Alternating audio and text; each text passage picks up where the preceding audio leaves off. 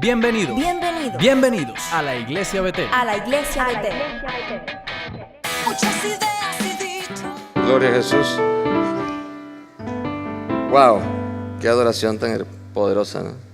Qué privilegio que tu familia toda esté involucrada en el ministerio. Es una gracia del Señor. Es la gracia del Señor. La canción está, una de las adoraciones decía: quebrando cadenas, sacando espinas. Quebrando cadenas, sacando espinas. Dígale que tiene al lado, vamos a quebrar cadenas y sacar espinas. La mejor forma de quebrar cadenas y sacar espinas es sacar el pecado. Hemos venido durante varias semanas viendo el mover de Dios en relación a la santificación de su pueblo, a que nosotros no seamos una iglesia liviana con el pecado, o una iglesia que no entiende de pecado, sino que viene solamente a la congregación a compartir un rato religioso, espiritual, a recibir algo bonito, algo que impacte su corazón, pero cuando salimos de aquí, seguimos cometiendo una serie de pecados que nos mantienen cautivos. Por eso las iglesias tienen que aprender a hablar de pecado, no para darle la primacía al pecado, sino para que el pueblo pueda aprender y entender lo que significa en sí el pecado y pueda vencerlo bajo conocimiento y revelación. Porque muchas veces creemos que sabemos bien el alcance del pecado, hasta dónde llega el pecado, pero no lo sabemos. Tenemos un bagaje de conocimiento. Antes quiero aclararle algo que le dije la semana pasada. Yo siempre que, después que predico, escucho mis propias prédicas porque me encanta escucharme, ¿no? Las escucho para verificar qué estuve diciendo y en qué me pude haber equivocado y me equivoqué en algo y quiero corregirlo. Hablé de que, no sé si se acuerdan que di dos ejemplos. Un ejemplo donde hablé de un judío y un musulmán. ¿Se acuerdan de eso? Ok, los musulmanes leen el Corán y los judíos leen la Torá. Ok, y los católicos leen, o los religiosos cristianos leemos la Biblia. ¿Cuántos son católicos aquí? Realmente todos somos católicos. Porque la palabra católico significa una religión universal. Somos cristianos, no se asuste. Somos cristianos. Dígale que tiene al lado, somos cristianos. Eso es lo que engloba a todo el pueblo, el que cree en Dios, el cristianismo. Cristo es lo primero. Cristo es el Rey de Reyes y Señor de Señores. Cristo es lo más grande que existe. ¿Sí o no? Entonces, si un católico practicante del catolicismo le dice a usted que Cristo es lo primero, que Cristo es lo más grande, que no hay otro mayor que Cristo, ¿se va para el cielo o no se va para el cielo? ¿No escucho? Se va para el cielo. No, pastor, pero es que ellos también creen en las vírgenes. Eso lo va derrumbando el Señor, pero lo principal es que crean en Cristo Jesús. Mire, que hay muchos evangélicos que creen en Cristo, no creen en vírgenes, pero creen que su carro es lo mejor que hay. O idolatran a su esposa, idolatran a sus esposos. Entonces, esa es la virgen para ellos. Esa es la imagen para ellos. Así que todos tenemos que ir derribando el pecado que nos asedia para poder entrar en la gracia de Dios y ser salvos. Hay que guardar la salvación, hay que cuidar la salvación, ¿verdad? Porque es un regalo muy grande. Pero ese regalo muy grande tiene algo que nos asedia, algo que busca quitarnos la salvación. ¿La salvación se pierde o no se pierde? Oye, qué bien, están adoctrinados. Se pierde. ¿Se pierde qué? La perdemos, pues. No es que no la encontramos. ¿Dónde está la salvación? No la encuentro, se perdió. No, usted puede perder la salvación por pecar continuamente, por practicar el pecado. Una cosa es pecar y otra cosa es practicar el pecado. Entonces las personas que practican el pecado, aunque hayan conocido a Cristo, van haciendo que el Espíritu Santo sea, ¿cómo dice? Contrictado. Y al contrictar al Espíritu Santo, usted va dándole cada vez menos espacio al mover del Espíritu en su vida y empieza a hablarle más a Satanás, hasta el punto de que hay mucha gente que creía en Cristo que termina incluso diciendo que Dios no existe. Que es cuando se cauteriza la mente ¿Cuántos saben lo que es la cauterización? ¿Verdad? La cauterización es algo que es donde está algo que no se siente. Vamos a poner en la piel cuando una persona se corta y después eso se cicatriza y usted toca y no siente nada, eso está cauterizado. Pero la palabra cauterización viene más de el fuego. Cuando usted por fuego genera insensibilidad. ¿Usted ha visto esa gente que se quema? Y después en esa área que se quemó no siente nada. ¿Sí? Después que cicatriza, eso está cauterizado.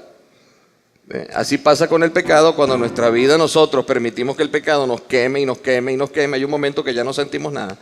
El pecado está allí y nosotros como si no hubiera pecado. No sentimos nada. Si algo es peligroso es pecar y no sentir algo en nuestra vida, en nuestra alma que está sucediendo. ¿Alguien se ha sentido cauterizado alguna vez? ¿No? Que como que no se siente nada. Pero gloria a Dios que hasta de donde no se siente, Él mete su mano en el lugarcito donde puede haber alguna sensibilidad y por ahí vuelve a restituir toda la vida en el cuerpo, en el ser, en el alma. Entonces el pecado es un tema importante en las iglesias, es un tema fundamental para que nosotros podamos vencer, crecer, multiplicarnos y estar en salud. La iglesia tiene que estar saludable. La iglesia no tiene que estar solamente multiplicada, sino saludable. Y la salud de la iglesia proviene de una vida en santificación. Recordemos que cuando recibimos al Señor, recibimos una santidad posicional. ¿Qué significa esto? Recibimos al Espíritu Santo en nuestras vidas. Al recibir el Espíritu Santo, recibimos al ser más santo que existe, porque el Espíritu Santo, dice la Escritura, es una persona. Tiene sentimientos, te ve, sabe dónde estás, te busca, te anhela, llora por ti, intercede. Es una persona espiritual. Lo recibimos en nuestro corazón y al ser ese ser santo, santifica nuestras vidas. Por eso que el que llegó a los pies de Cristo, lo primero que quiere hacer es caminar perfecto, no cometer errores. Pero después que llegamos a Cristo y hemos sido santificados posicionalmente, se posiciona dentro de nosotros, tenemos que empezar a vivir una vida de santificación. Es decir, la carne en la cual nosotros estamos caminando, este cuerpo mortal tiende al pecado constantemente. Por la caída de Adán, nosotros caímos de la gracia. Al caer de la gracia, dejamos de ser perfectos como era Adán. Y entramos en una vida de santificación. Tenemos ahora que santificarnos todos los días para poder alcanzar una estatura espiritual equilibrada. Por eso dice la Escritura, el que esté santo, santifíquese más. Siempre tenemos que estar buscando santificarnos más. ¿Y cómo buscamos santificarnos más? Leyendo la Escritura, práctica que le cuesta al venezolano. Al venezolano le cuesta leer. Es una realidad, las estadísticas lo dicen. No dice que son incultos. De hecho, los venezolanos somos muy cultos, pero leemos disciplinadamente poco. Leemos de todo, sabemos de todo. La Biblia hay que leerla, escudriñarla, conocerla. Ella santifica la vida de los hombres. La palabra de Dios, dice la Escritura, limpia el corazón de los hombres. Nosotros tenemos que exponernos a las Escrituras.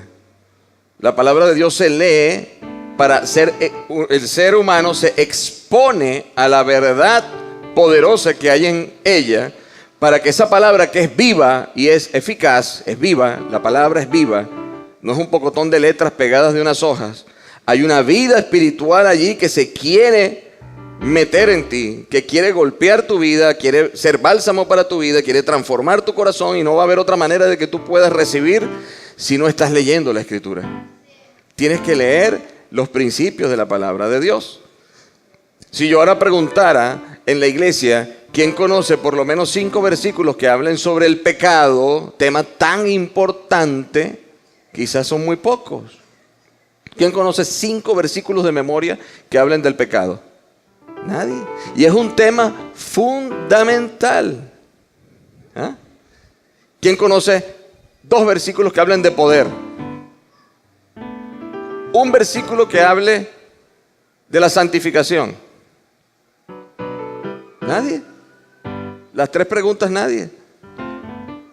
Y saben, yo siempre le digo a mi esposa, yo amo nuestra iglesia. El Señor ha hecho que vengan puras personas honestas.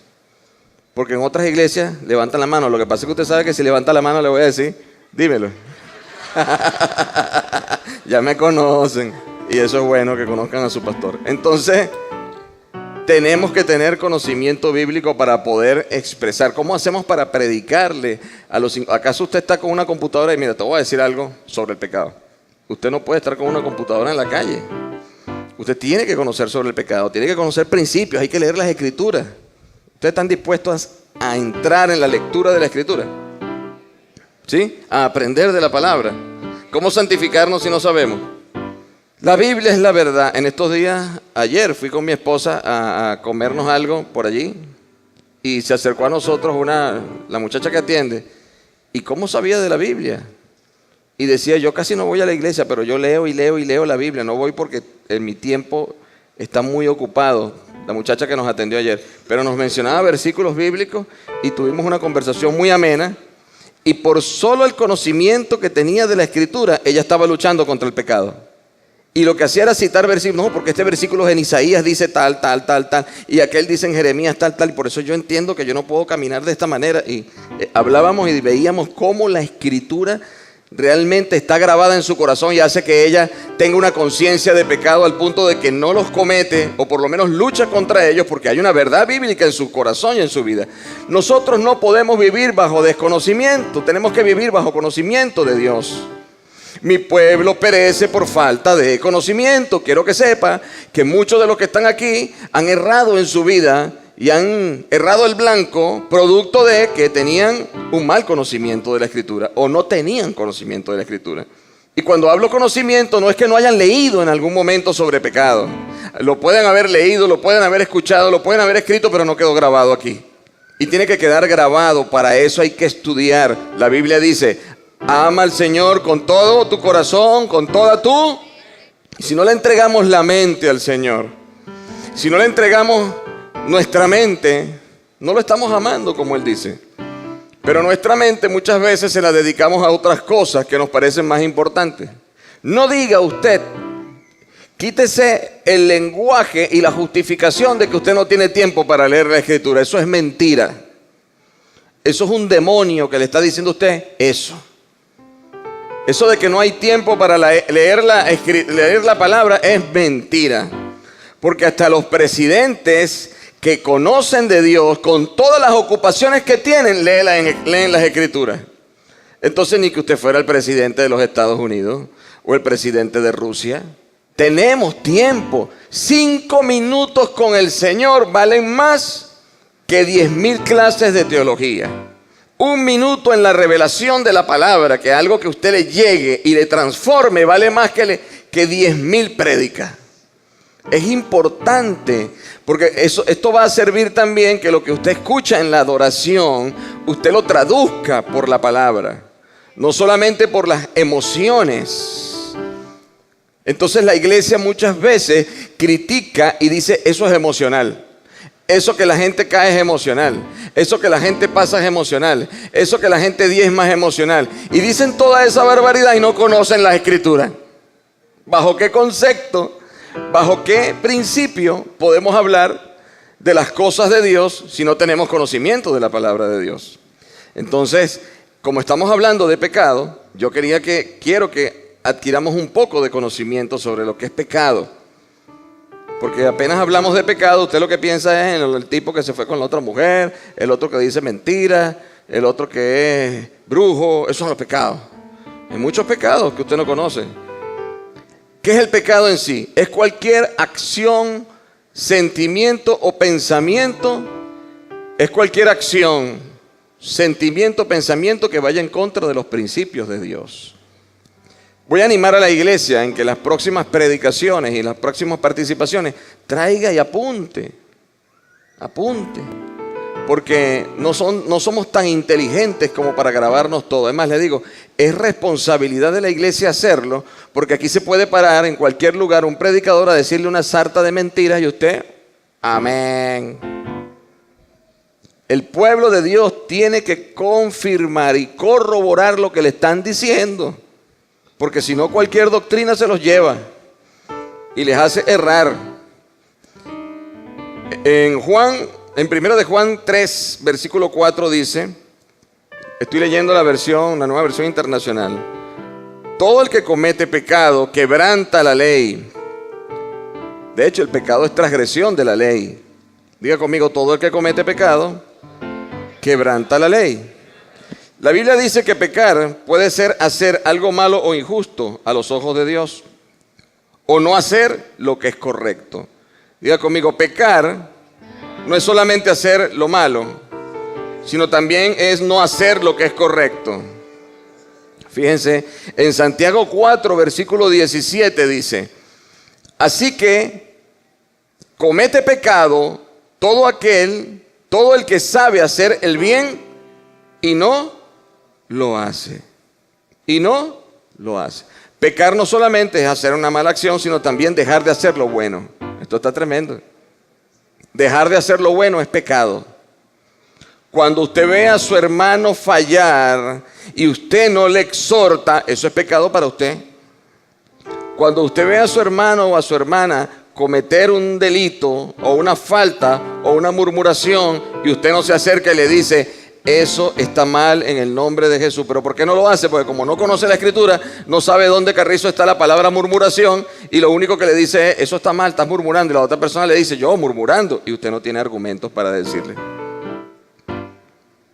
Hay que conocer.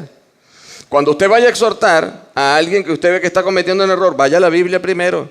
Documéntese sobre el error que usted vio. Recuerde que el pecado se corrige con verdad y con misericordia. Y vaya y confronte a su hermano en el pecado que está cometiendo. Porque el que no sabe hacer lo bueno, el que sabe hacer lo bueno y no lo hace, le es contado por pecado. ¿Cuántos han pecado de esta manera en su vida? Sabiendo hacer lo bueno y no hacerlo. No solamente haciendo lo malo. Por eso es que el cuerpo de Cristo se purifica unos a otros. Porque si usted sabe hacer lo bueno, usted va a ser como una especie de vigilante espiritual de todo lo que le rodea. Pero para usted ser un vigilante espiritual de todo lo que le rodea, usted tiene que estar en santidad. Porque a usted no lo puede venir a corregir un murmurador si usted está murmurando. Porque primero no tiene la moral. Segundo, el otro no le va a escuchar porque usted no va a poder argumentar las palabras correctas. Tiene que usted estar en esa área limpio, en esa área buscando, santificándose, para poder ir a corregir a su hermano en amor. Porque a veces corregimos el pecado con juicio. Te vas a ir para el infierno. No, el pecado se corrige en amor, pero se corrige. Y a veces se corrige con palabras fuertes. Hay que llamar a lo malo malo, o no llames a lo bueno malo y a lo malo bueno. Yo no le puedo decir a una persona que yo veo que está en fornicación, yo no le puedo decir, ten cuidado, andas haciendo cosas extrañas. No, estás en fornicación. Y según la Escritura, eso tiene condenación eterna. ¿Cuántos están comprendiendo esto? Estamos hablando de pecado porque Dios, el Espíritu Santo, ha venido tratando con la iglesia en un mayor nivel de santificación. Y por eso es que estamos aquí buscando de Dios con nuestros corazones abiertos. Este es el momento en que esto caiga en sus corazones. Está abierto el corazón. ¿Cuántos tienen abierto el corazón para entender esto? En los idiomas originales de la Biblia, las palabras que se traducen como pecado significan fallar el tiro o no alcanzar el objetivo. Fallar el blanco es pecar. Es decir, usted puede dar muy cerca de la verdad. Pero si no da en el centro de la verdad, que es Cristo Jesús, usted está en pecado. No podemos lanzar la verdad a medias. Eso está como las mentiritas blancas. Hablaba yo con un amigo en estos días, un hombre que conoce muchas cosas de Dios, bastantes cosas de Dios, tanto que podemos conversar. Él es cristiano, pero no es evangélico, vamos a decir de esa forma. Se congrega en su iglesia católica, pero el hombre sabe, conoce, y hablamos, y estuvimos reunidos, y disfrutamos una cantidad de principios bíblicos, ¿verdad? Pero en una de esas conversaciones no sé, no recuerdo por qué entramos en un tema de algo social y me dice, bueno, hay que decir algunas mentiritas blancas, porque si le decimos la verdad, se va a doler. Entonces, por amor a él, por amor a su corazón, le decimos una mentirita blanca que ni cuenta se va a dar y después todo va a cambiar. Y yo le digo, las mentiras son mentiras, ni blancas, ni verdes, ni azules, ni amarillas. Es una mentira. Pero tú me entiendes, vale. Tú me comprendes. O sea, no se trata de... No es que le queremos mentir, sino que al mentir, una mentirita blanca. O sea, es algo... Es decir, no le vamos a decir la verdad, pues más nada. Simplemente vamos a callarnos. Yo digo, pero es que no decirle la verdad es no hacer lo bueno. Como conoce la palabra, yo le hablaba. Y dice la Escritura que el que sabe hacer lo bueno y no lo hace le es contado por pecado. Ya va, pero es blanquita. Qué insistencia. Y me decía, yo no entiendo eso que ustedes son demasiado religiosos, me decía. Le digo, no podemos vender el evangelio por una mentirita blanca. ¿Cómo vamos a cambiar? Di la verdad, si trae consecuencias que las traiga. Pero la verdad es una sola y todas las cosas ayudan para bien. Y si trae consecuencias fuertes, ayudarán para bien a todos aquellos que aman al Señor. Pero hay que conocer las Escrituras para citárselas, ¿ves? Entonces él después dijo, bueno, ¿sabes? Esas son cosas que uno acostumbra en este medio. Realmente no están bien, pero son sencillas, pues. No es para tanto. Entonces ahí él está errando el blanco. Lanzó la flecha, trató de dar en el centro, pero dio un poquito al lado. Mentiritas blancas. ¿Cuántos han escuchado ese término, mentiritas blancas? Y así decimos mentiritas blancas. Repica el teléfono y el esposo le dice a la mujer, dile que no estoy. Entonces la mujer le dice, pero tú estás aquí. Ya va, voy para el baño, dile que no estoy. Mujeres, cuando su esposo le diga así, usted, si sabe hacer lo bueno, haga lo bueno, porque si no le es contado por pecado a usted. Dígale, mire, mi amor, agárrese sus pantalones y atienda el teléfono, así sea un cobrador. Porque yo no soy alcahueta del pecado.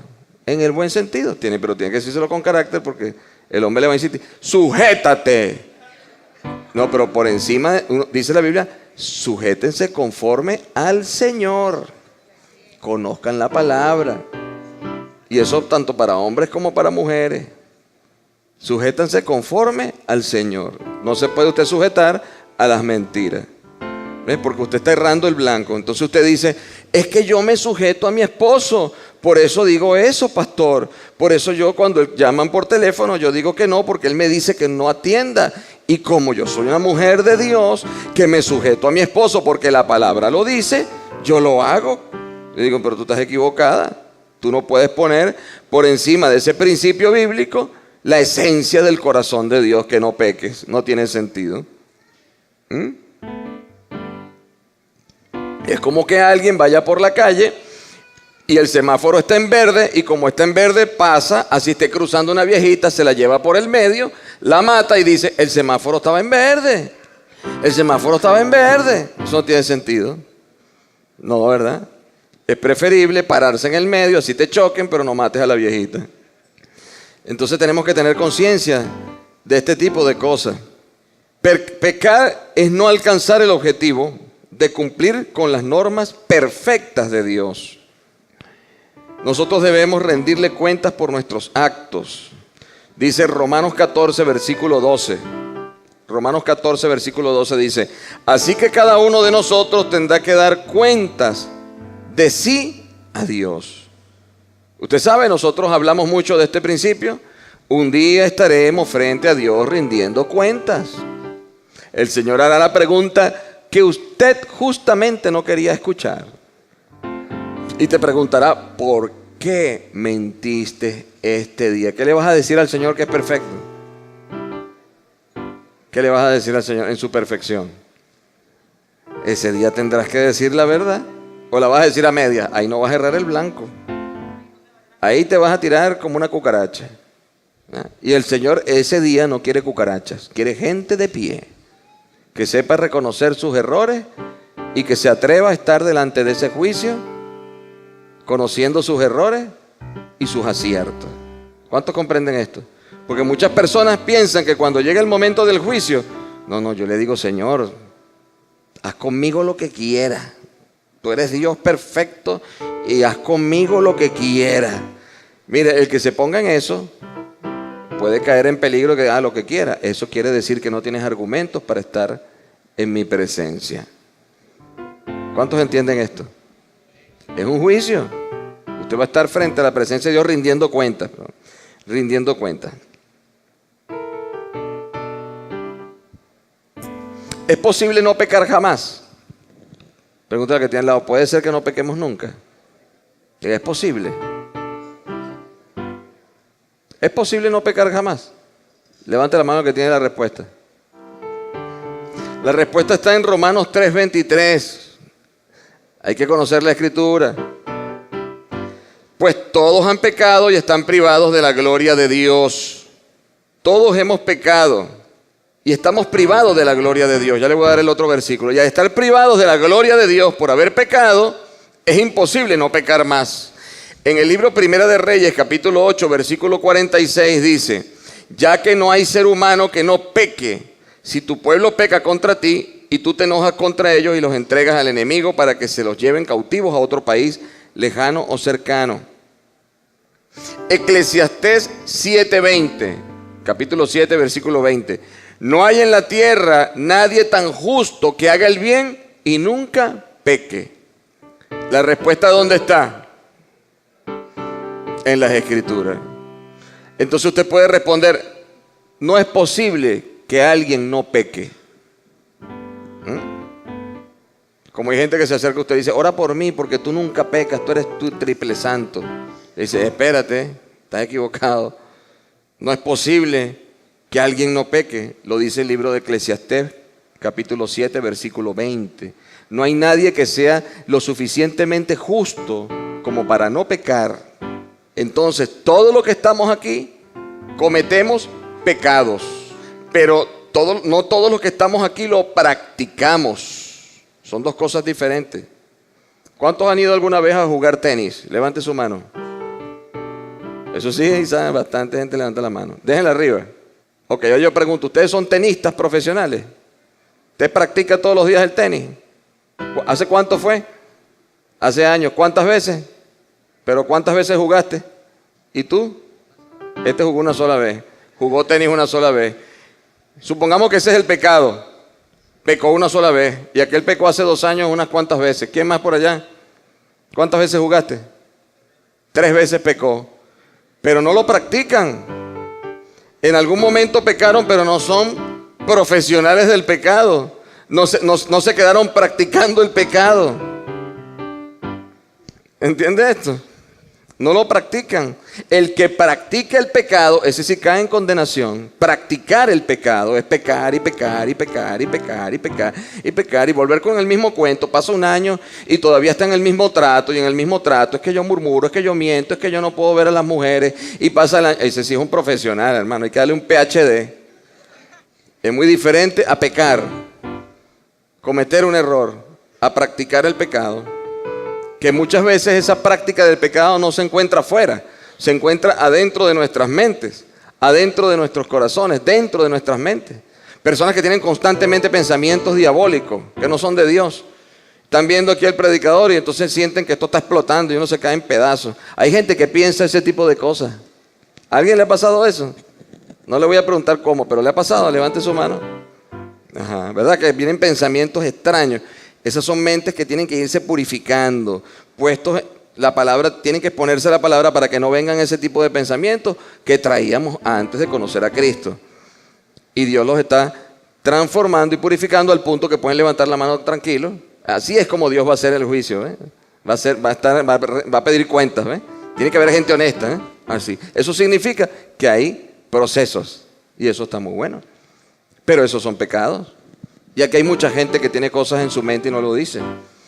Y que piensa y piensa y piensa. Y yo no entiendo, yo no sé por qué. Y piensa, ¿por qué tengo que perdonar? Que pida perdón primero. No. Ay, me pidió perdón, eso fue como hipócrita. Ese perdón no lo entendí. ¿Ah? Se lo perdono, pero me la debe. Está bien, lo perdoné, pero ni para la esquina con él. Pensamiento, ¿verdad? ¿Alguien le ha pasado eso? ¿Anotaron Romanos 3:23? Ok, pregunto yo, ¿dónde dice en la Biblia y Eclesiastés 7:20? Ok, ¿dónde está en la Biblia de que todos pecamos y nadie es tan justo como para no pecar? ¿Alguien sabe dónde está eso? Levante su mano. Levante su mano. Los que saben, muy pocos, tienen que saberlo todo. Eclesiastés 7:20. ¿Dónde está en la Biblia que todos pecamos y no hay uno suficientemente justo como para decir que no peca? ¿Quiénes saben que eso está allí? Ok. ¿Quiénes pueden responder ante alguien que le pregunte, ¿alguien puede dejar de pecar? ¿Quiénes pueden responder? Un grupo nada más, los otros están aquí como unos satélites, dando vueltas y mandando señales, más nada. Primera de Juan, capítulo 1, versículo 8, para afirmar esta palabra, apréndase esta, los que no aprendieron la otra, apréndanse esta. Primera de Juan, capítulo 1, versículo 8. Lo más seguro es que los que no levantaron la mano no trajeron un papelito para anotar. No se sienta mal, siéntase peor. Busque dónde anotar para que lleve a su casa. No mire para los lados, empiezan a mirar la decoración, la cosa. Está bonita la cortina. Mire, dice, Primera de Juan 1:8 dice, si afirmamos que no tenemos pecado, nos engañamos a nosotros mismos y no tenemos la verdad. ¿Qué le parece eso? ¿Por qué sucede eso? Sencillamente porque al principio cuando Dios creó a Adán y Eva, ellos no pecaban, ya que habían sido creados perfectos a la imagen de Dios. Pero cuando cayeron, esos hermosos seres que cuando yo esté allá en el cielo, le voy a dar un beso a Adán, pero voy a tratar de morderle el cachete. Gracias, Adán, por todo lo que nos has hecho pasar. Dice en Génesis 1:27, y Dios creó al ser humano a su imagen, lo creó a imagen de Dios, hombre y mujer, lo creó hasta que Adán metió la gran pata. Y después de Adán, Abraham y todos los que siguieron metieron la gran pata, hasta hoy en día que seguimos metiendo la gran pata. Porque tenemos que irnos santificando después del pecado de Adán. Pastor, pero eso de Adán y Eva y una serpiente, eso es metafórico. Yo pienso que la serpiente es el acto, o la manzana es el acto sexual. Y la serpiente, no, quizás era un dinosaurio, o nada de eso. Quizás era un rayo, o quizás era un veneno. ¿A usted qué carrizo le importa? Usted agarra el ejemplo, porque no hay un ejemplo mejor que este. Apréndaselo. A usted Dios no le dijo que entienda, a usted Dios le dijo que crea, que obedezca. Entonces déjese de estarle, eso es lo mismo. Pierden el tiempo, en vez de estar pensando en eso, lea las Escrituras. Pero entonces yo tengo que creer ciegamente en que Adán y Eva y la manzana y una serpiente y un árbol y yo tengo que creer eso ciegamente. ¡Sí! Búscame otra historia mejor y la creemos. No existe. El Señor hizo perfecto lo que está escrito. Perfecto. No existe algo más perfecto, no, algo tan perfecto como la perfección absoluta que tiene la Escritura. Invéntese una historia mejor que enviarse a usted a sí mismo a salvar a la humanidad. Invéntese una. Mire, ni Matrix, ni cómo que se llaman las otras, ni Narnia, nada de eso, todas son buenísimas. ¿Cuántos han visto Matrix? Levante su mano. ¿Cuántos saben versículos? Hermano, mire, aquí ven más Matrix Don Francisco, que ya lo quitaron, por cierto, que la Biblia. ¿Cuánto ven portadas? Sí. ¿El horóscopo? ¿El arquitecto de pesadillas? Horrible. Todos esos hombres tienen problemas extraños. Dios los ama, pero ellos están en la mentira. Y lo sabemos aquí, ¿verdad que sí? Bueno, y está toda la historia de Adán y Eva, que está en Génesis 3:5. Dice, Dios sabe que cuando coman del fruto se les abrirán los ojos y serán como Dios, con el conocimiento del bien y del mal. Ahí metieron la pata. Y bueno, y cuando quieran leer Génesis, lean todo Génesis. Ahí habla de cómo el hombre cayó y cómo se transfirieron esos pecados a las generaciones. Cuando tuvieron hijos, le transfirieron el pecado de la imperfección a sus hijos, Adán y Eva. Dice la Biblia en Romanos 5:12, por medio de un solo hombre el pecado entró en el mundo. ¿Por dónde entró el pecado? Eso tampoco lo sabíamos. ¿Por dónde entró el pecado a la humanidad? ¿No escucho? Por medio de Adán, pero dígalo bíblicamente, por medio de un solo hombre. Imagínese usted, por medio de un solo hombre. ¿El pecado entró a dónde? ¿Ve por qué le quiero morder el cachete a Adán? Por medio de un solo hombre. Y así sucede en las familias. Llega el padre de familia, la familia está buscando estar tranquila, y llega el padre de familia y trae pornografía a la casa, y a partir de esa pornografía se daña toda la familia. Por medio de un solo hombre entra el pecado en una casa y la destruye completa.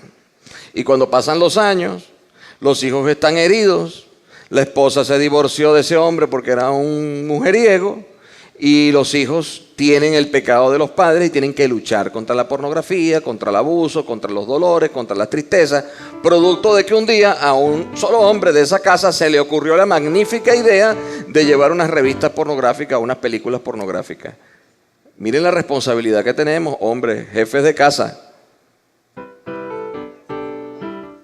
sacerdotes de Dios. No podemos dejar entrar en el mundo que nos rodea, en nuestra casa, que es nuestra familia, ni en la iglesia, pecado, porque contaminamos. Y ese es el ejemplo que vemos en Adán, contaminamos. Tenemos que mantener nuestra vida en santidad para no contaminar nuestra familia.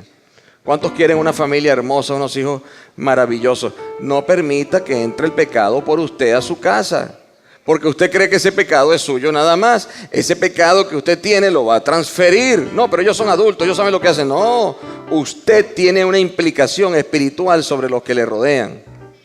El pecado suyo afectará a sus hijos y a su familia.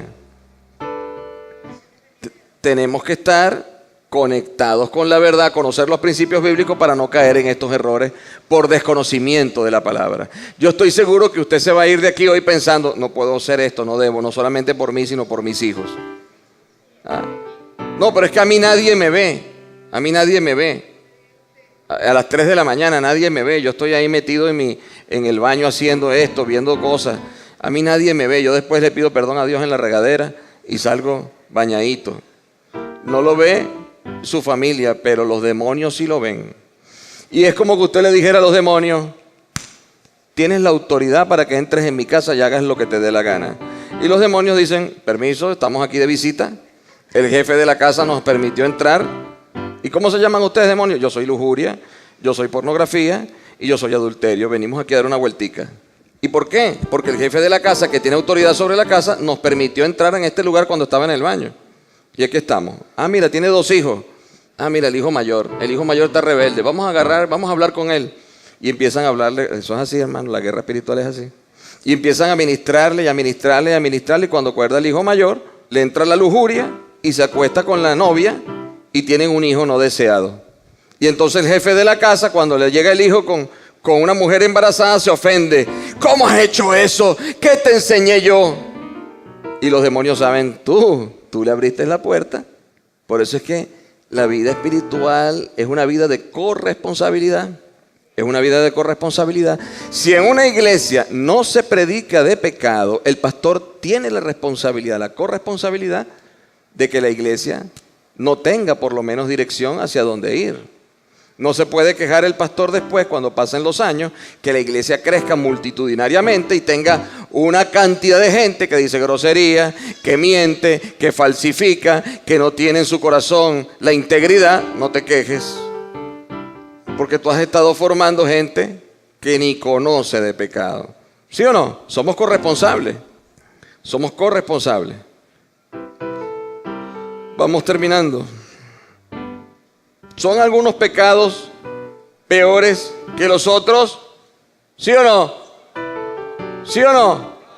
Se equivocaron. No conocen la Biblia. ¿De dónde están aprendiendo ustedes?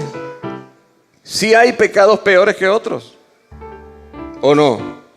Que todos se llaman pecado es otra cosa. Pero hay, delante de los ojos de Dios, no solamente delante de los ojos de los hombres, hay pecados que son peores que otros. Ya se lo voy a demostrar. ¿Dónde está eso, pastor? ¿Dónde está eso? Ahí está, ahí. Y en su Biblia. Solo que usted no la ha leído. Eso de que todos los pecados son iguales, ¿qué es eso? ¿Dónde sacó usted eso? No es igual.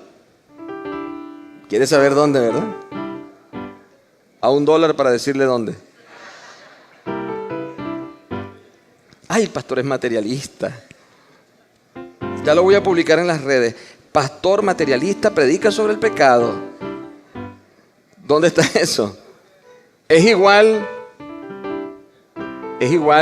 que alguien tenga una tentación, peque y vea a una mujer casada y después diga eso está mal, pecó, pero a que la vea, se acueste con ella, hasta tenga un hijo, es igual.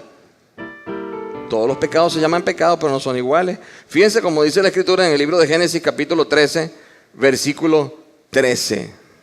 Libro de Génesis 13:13.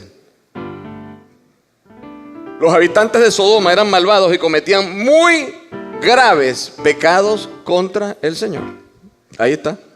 Cuando el mismo Señor en la Escritura cataloga pecados muy graves, es porque hay pecados que no son tan graves y otros que son muy poco graves. Pero pecados muy graves, y sabemos que el pecado de Sodoma y Gomorra era el pecado de la inmoralidad sexual. Idolatraban todo lo que era distorsionado desde el punto de vista sexual. Era el gran pecado de Sodoma y Gomorra. Entonces, los pecados, uno de los pecados graves para el Señor son los pecados de distorsión sexual, que son adulterio, fornicación, lesbianismo, homosexualismo, todo eso. El que se echa con varones, varón con varón, todo eso. Cuando a usted se le mete una idea en la cabeza de este tipo, hay un pecado muy grave que quiere manifestarse en usted. Génesis 18:20. Yo sé que esta palabra está salvando a mucha gente de muchas cosas. Yo lo sé. Dice, y el Señor dijo, el clamor de Sodoma y Gomorra ciertamente es grande, y su pecado es sumamente grave. Grave. Ahí como dice, gravísimo. Entonces voy a volver a preguntar, ve cómo uno va aprendiendo sobre pecado. ¿Todos los pecados son iguales? Es diferente.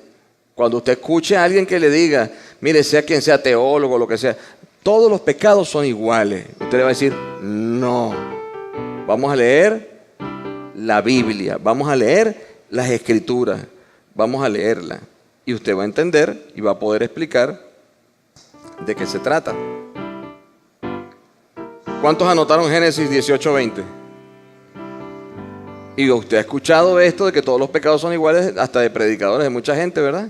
Bueno, de repente no leyeron estos versículos, usted lo aprende, no critica al predicador, simplemente usted va a comprender que al predicador o al maestro le ha faltado escudriñar un poco más las Escrituras.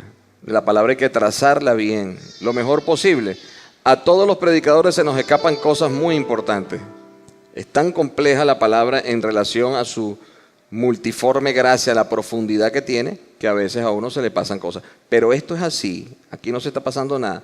El pecado no es igual. Hay pecados muy graves, pecados gravísimos y pecados que son más sencillos. ¿Cómo los juzga el Señor? Eso es asunto de Él. El juicio que Dios hace para cada pecado es asunto de Él. Lo que le puedo decir que para todo tipo de pecado hay redención, hay remisión por medio de la sangre del Señor. Todo el que haya pecado, así sea gravísimo, tiene la oportunidad de levantarse en Cristo Jesús y salir victorioso con las manos en alto, adorando, glorificando el nombre del Señor, porque su sangre es más fuerte que todo pecado. Y esto también es una gran verdad. Su sangre es más fuerte que cualquier pecado. Que cualquier. Pero la Escritura dice que pecar contra el Espíritu Santo no tiene perdón. ¿Sabía usted eso? ¿Cuántos lo sabían? Y uno se preguntará, porque nosotros no podemos ser personas de pura forma. Pecar contra el Espíritu Santo no tiene perdón. Entonces a alguien se le escapó y dijo, el Espíritu Santo no hace nada por mí. ¡Pecaste! No tienes perdón. Dijiste que el Espíritu Santo no ha hecho nada por ti y Él es hacedor de todas las cosas. Pecaste. Apártate de mí, pecador, que te vas para el infierno. ¿Qué es eso? Mire, Dios no es un Dios de forma, es un Dios de fondo. Cuando las personas pecan contra el Espíritu Santo, pecan, es porque ya están negando la obra del Espíritu Santo. Cuando le atribuyen a otras cosas el poder de Dios, cuando le atribuyen el poder del Espíritu Santo a otras cosas, cuando quieren cambiar la identidad del Espíritu Santo, cuando dicen, esa obra no la hizo el Espíritu Santo, esa obra la hizo Yemayá, esa obra la hizo Buda, ahí están pecando contra el Espíritu Santo. Y ese sí es un pecado que no tiene perdón, porque el que se atreve a decir estas cosas está cauterizado en su corazón, ya no hay nada que hacer por él. ¿Cuántos comprenden esto? Porque el arrepentimiento está en los corazones de aquellos que se pueden arrepentir. De aquellos que se pueden arrepentir. ¿Ve? ¿Por qué Judas no se arrepintió? Porque Judas venía pecando contra los tres, contra el Padre, contra el Hijo y contra el Espíritu Santo. Judas nunca terminó de reconocer que Jesús era Dios. Por eso Judas no sentía arrepentimiento, Judas sentía era remordimiento, pero nunca arrepentimiento. ¿Por qué tenemos tanta lucha el pueblo de Dios contra los santeros? Y vamos a hablar de la santería. Porque ellos usan el nombre de Dios y del Espíritu Santo para hacer obras diabólicas. Sabemos que mucha gente ahí se pierde. ¿Ah? Obras malas. No, y a veces obras buenas. Sanar gente. Amarrar hombres para que no se le vaya a la mujer. Te lo voy a amarrar con una cola de gato. Ponte en el suelo ahí. Le echan ahí pólvora. Y más de uno que está aquí se acostó ahí como un gallo. No conoce la Biblia, pero dice se acostó. Échame pólvora, aguardiente. Sale. Ese hombre queda amarrado por los cuatro costados. ¿Ah? dándole fuerza a algo diabólico. ¿Ah? Sacrifican animales. Horrible. Primera de Corintios 6, versículos 9 y 11. ¿No saben que los malvados no heredarán el reino de Dios? No se dejen engañar. Ni los fornicarios, ni los idólatras, ni los adúlteros, ni los sodomitas, ni los pervertidos sexuales, ni los ladrones. No, pero yo me robé, fue una cosa chiquita. Ella no se dio cuenta, se le cayó el zarcillo. Yo lo agarré, pero yo en un día de estos le voy a regalar unos zarcillos de oro. Lo que pasa es que en ese momento yo lo necesitaba para comprar harina pan. Pero yo le voy a regalar un zarcillo de oro. Con eso voy a redimir mi pecado. Pues no, usted redime su pecado pidiendo perdón. Mira, me robé un zarcillo tuyo. Y lo tienes ahí, no, lo vendí. Perdóname. Y la otra persona tiene la posibilidad de decirle, te perdono, pero me compras otro. O no me compras nada. ¿Sí o no? Ni los adúlteros, ni los sodomitas, ni los pervertidos sexuales, ni los ladrones, ni los avaros. Eso sí no lo hay aquí, avaros.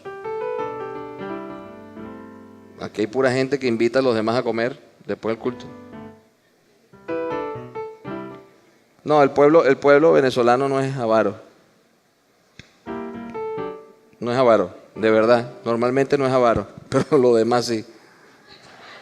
Bueno sería invertir las cosas, ¿verdad? No somos los demás, pero somos un poco avaros. No. Todos los demás sí, no somos tan avaros. Ni los pervertidos sexuales, ni los ladrones, ni los avaros, ni los borrachos. Una fría ahí. Está haciendo calor. Además estoy en la isla. A mí no me ve nadie aquí. Usted está tomando la fría y debajo del agua sale el pastor. Con el snorkel. ¡Pastor! Me encontré esto aquí en la playa. Y toda esa caja.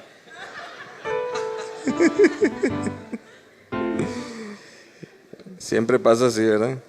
O como antes cuando había el quino, que tú pasabas frente a un kiosco, estaba un hermanito ahí con el quino. ¿Jugar quino es bueno o es malo? Porque si me lo gano, diezmo a la iglesia grande.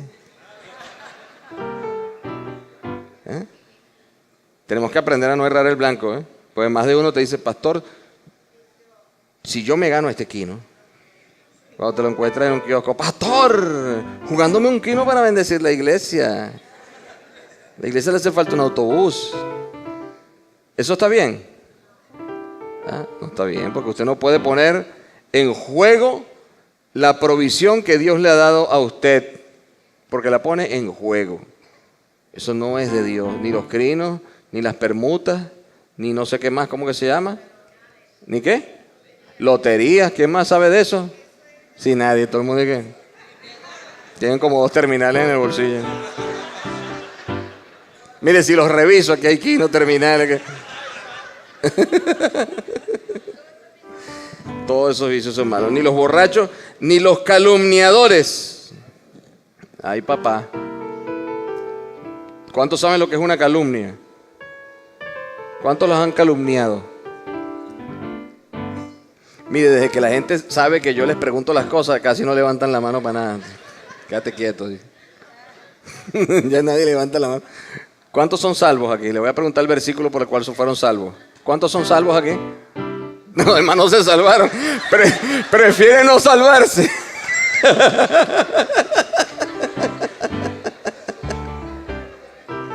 Qué bárbaro. Por eso es que nosotros sufrimos de algo que nos limita en la vida, es la vergüenza. Pero quiero que sepa algo, para nosotros superarnos en la vida tenemos que pasar mucha vergüenza. Y es la forma de ir creciendo y es parte de la humildad que debemos tener. Ya voy bajando porque ya son las 12:15. El otro está chévere. Ni los avaros, ni los borrachos, ni los calumniadores, ni los estafadores heredarán el reino de los cielos. Y si eso eran algunos de ustedes, pero ya han sido lavados, ya han sido santificados, ya han sido justificados en el nombre del Señor Jesucristo y por el Espíritu de nuestro Dios. Apocalipsis 21:8 dice: pero los cobardes, los incrédulos, los abominables, los asesinos, los que cometen inmoralidades sexuales, fíjense que las inmoralidades sexuales están en todas partes, los que practican artes mágicas, estamos hablando de esas artes espiritualmente mágicas que quieren hacer ver que tienen el poderes de Dios, no de un mago. Pobres magos, los magos es un talento ser mago, ¿sí o no? ¿Cuántos comprenden lo que estoy diciendo? Los magos que sacan conejos dentro de es una profesión, incluso sacan un conejo, te desaparecen la cartera, cosas así, esos magos.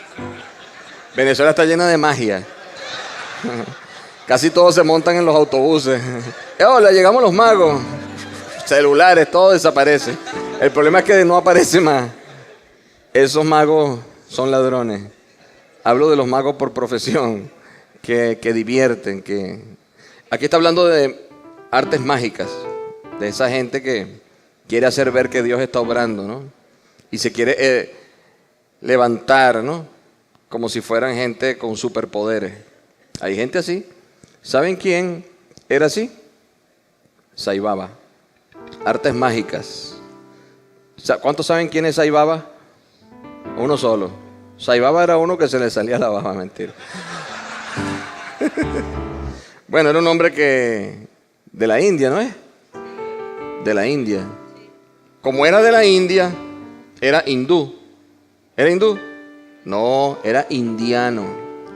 Es en serio. Usted no puede llamar a los de la India hindú, porque el hinduismo es una religión. Los de la India son indianos. Para que aprendamos algo ahí. Pregúnteselo a Randolph. Bueno, el hombre agarraba y te decía, haciendo artes mágicas, te decía, dame el reloj. Y usted le daba el reloj y él lo apretaba así y lo convertía en un diamante. ¿En serio? ¿Cuántos hubiesen querido conocer a Sai Baba? Dame los lentes, y le convertía los lentes en una esmeralda. Pero esto es verdad, ¿oyó? Esto es cierto. O sea, frente a los ojos de todo el mundo hay videos sobre eso. Dame el bolígrafo, y se lo convertía en oro. Esos son artes mágicas y poderes diabólicos, con el fin de crear adeptos para que se pierda la mayor cantidad de gente. Y eso aunado a una filosofía que acompañaba a Sai Baba, que siempre tienen filosofías que son hermosas, que son de vida, que son de compartir, del perdón, del amor, pero a la final te están llevando por un camino de perdición. ¿Sí? Artes mágicas. Ok. Este punto sí quiero darle relevancia. Un segundo. Ahí están, hablamos de los pecados graves. También los pecados tienen que ver con la intención del pecado. Algunos pecados se cometen por no conocer los mandamientos de Dios. Hechos 17:30 dice: pero Dios, habiendo pasado por alto los tiempos de esta ignorancia, ahora manda a todos los hombres en todo lugar que se arrepientan. Pero pues Dios, pues bien, ya va, ¿esa es la NBI? Esta es la Reina Valera, aquí estoy combinado. Pues bien, Dios pasó por alto aquellos tiempos de tal ignorancia, ¿ves? Cometían pecados por ignorantes. Pero ahora manda a todos en todas partes que se arrepientan. ¿Ok? Nosotros no somos de los que ignoramos en estos tiempos. Tenemos la palabra de Dios como para no ser ignorantes. No nos vamos a justificar por ignorantes. Tenemos que actuar bajo conocimiento de Dios. Así que el llamado para nosotros es al arrepentimiento. El que tenga ignorancia, arrepiéntese de la ignorancia que tiene, porque la palabra la tiene allí a su mano y el conocimiento lo tiene a su mano. Así que la ignorancia que podemos tener es porque nos da la gana, por flojera, por falta de amor a Dios. Primera de Timoteo capítulo 1 versículo 13. Mire esto, Pablo hablando, qué bendición. Anteriormente, nueva versión internacional, por favor. Anteriormente yo era un blasfemo, un perseguidor y un insolente, pero Dios tuvo misericordia de mí porque yo era un incrédulo y actuaba con ignorancia. ¿Ve? El Señor toma en cuenta la ignorancia. Toma en cuenta el hecho de que una persona cree estar haciendo lo bueno en su corazón y no lo está haciendo. Y por misericordia busca que esa persona enderece su vida. Pero enderezar tu vida va a ser una decisión, o mantenerte en tu ignorancia. Por eso que el pecado ese del orgullo, que es tan fuerte, esa gente que dice, yo soy así y a mí nadie me cambia. ¿Cuántos han escuchado esto? A mí nadie me cambia. Es más, yo estoy muy viejo ya para estar cambiando. Ese pecado de orgullo es una gran ignorancia. Y estas personas que se quieren mantener en la ignorancia, ¿cómo Dios los puede perdonar si no hay arrepentimiento? En cambio, el apóstol Pablo, siendo un erudito, un conocedor de las Escrituras, un hombre con una gran capacidad intelectual, reconoció su ignorancia delante de Dios y el Señor lo levantó como el predicador de nosotros, los gentiles. Nosotros, el pueblo que no era escogido por Dios, fue insertado en la raíz de los judíos, la raíz de Israel, nosotros. Todo esto hay que conocerlo, todo esto que estoy hablando hay que tener conocimiento. La iglesia tiene que ampliar su conocimiento, saber de dónde viene, a dónde va, por qué somos pueblo de Dios, por qué nosotros fuimos injertados como pueblo de Dios, por qué si la salvación era para el pueblo judío, ahora nosotros somos salvos. Todo esto hay que aprenderlo. No solamente porque tengamos una escuela bíblica y de repente enseñemos aquí doctrina y palabra, sino porque usted tenga curiosidad de la Escritura. Lea la Biblia. Terminando.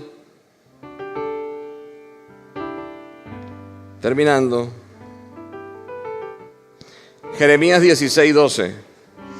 Habla de aquellos que cometen pecado a propósito, que les da la gana. Pero ustedes se han comportado peor que sus antepasados. Cada uno sigue la terquedad de su corazón malvado y no me ha obedecido. ¿Qué quiere decir esto? Que aquellos que Dios les habla que no cometan los pecados de sus padres, que eran borrachos, adúlteros, mentirosos, pornográficos y todo eso, y continúan haciendo lo malo, y siguen haciendo las obras que hacían sus antepasados porque son tercos y continúan haciendo lo malo, aún habiendo visto el fin que tuvieron sus padres y sus abuelos, aún habiendo sabido que se perdieron, que destruyeron vidas, que humillaron esposas, que humillaron familias, que destruyeron hijos. Aún haciendo eso, vas y tú caes en lo mismo y también haces lo mismo y tienes hijos y los abandonas. Y aún viendo lo que pasó, eres terco y continúas en pecado. Dice la Biblia que esos son malvados. Malvados en su corazón, de corazón malvado, no un corazón malo, no un corazón pecador, un corazón malvado. ¿Y cómo se trata a los malvados? ¿Cómo tratamos a una persona malvada? Malvado. Sabiendo lo que pasó, lo continúas haciendo. Bueno, eso trae juicio y condenación. Y de ahí que usted ve familias destruidas porque los hijos continuaron haciendo lo que los padres hacían que no era de Dios. Lo que sea, mintiendo, manipulando, lo que sea que los padres y los antepasados venían haciendo que no era de Dios, que tú tienes conocimiento que no debes hacerlo, ahí hay un área malvada.